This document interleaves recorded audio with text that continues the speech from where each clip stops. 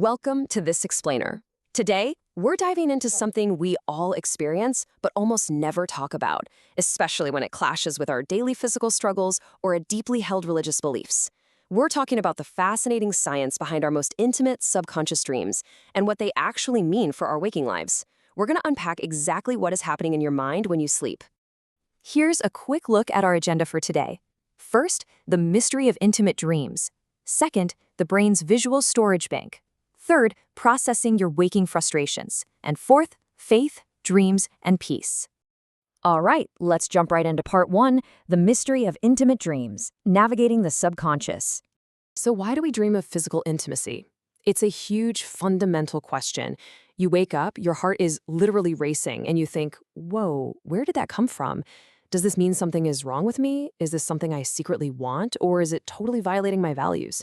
Well, the truth is, these dreams are an entirely normal part of how the human brain processes thoughts, desires, and everyday frustrations.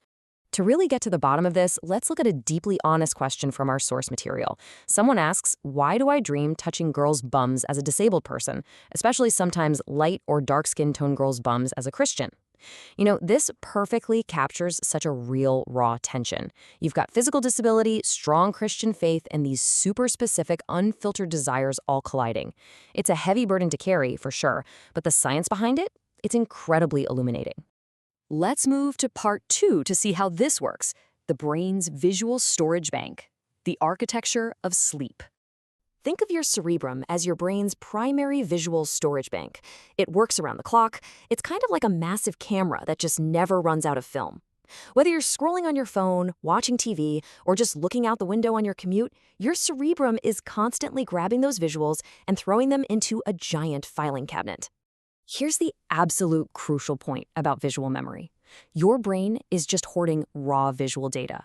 We're talking faces, colors, shapes, specific physical details. And it stores them completely without context to be processed later. Visual memory doesn't care if an image is deeply important or totally irrelevant. Actually, scratch that. It doesn't even evaluate it. It just stores it. It hasn't attached any moral weight to these images yet. So, what happens when you finally rest? Your brain creates what we can call a collage effect. It takes all those random visual memories, like, say, varying skin tones, and just mixes them together. Sleep provides this perfect opportunity for your mind to take all these totally separate, disparate images and piece them together. Your subconscious mind actually loves to create these wild, unexpected combinations while you're fast asleep and completely lacking conscious control. Listen, there is absolutely no hidden meaning here. It's literally just your brain's creative combinations at work. When our source asks why they're seeing different skin tones or very specific physical attributes in their sleep, the answer is remarkably simple: variety. Your brain is just drawing from a huge library of visual memories it collected. There is no dark, hidden secret. It is simply your brain piecing together a collage completely free of real-world rules. Which brings us to part three, processing your waking frustrations, the psychology of desire. What do these intimate dreams actually signal? Well, it's honestly a huge relief. First, they're a sign of perfectly normal desires, things like affection, dating, and closeness. Second, they're a sign of waking frustration. For someone living with a disability, physical limits can cause very real, everyday stress about touch and dating. And third, it's a sign of a healthy brain processing emotions and clearing memories. When your waking world presents boundaries, your dreaming brain steps in.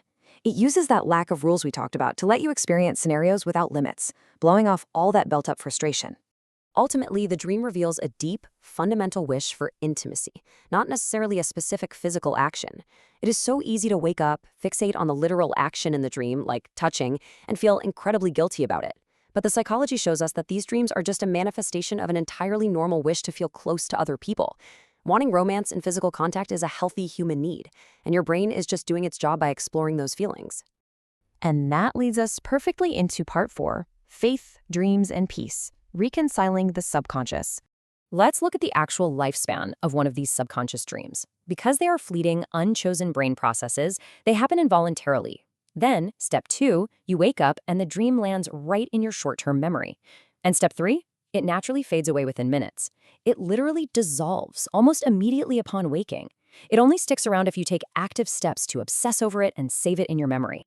From a Christian perspective, we have to look at waking choices versus random sleep images. Waking choices are the actions and thoughts you actively, consciously choose. That is what God and your heart are focused on. Random sleep images, on the other hand, are natural, involuntary collages. They are completely unchosen, and the sources explicitly highlight that Christianity teaches having these dreams is not a sin. The key distinction here is intention. Those random sleep images, they are just your biology running its nighttime maintenance. So I'll leave you with this question.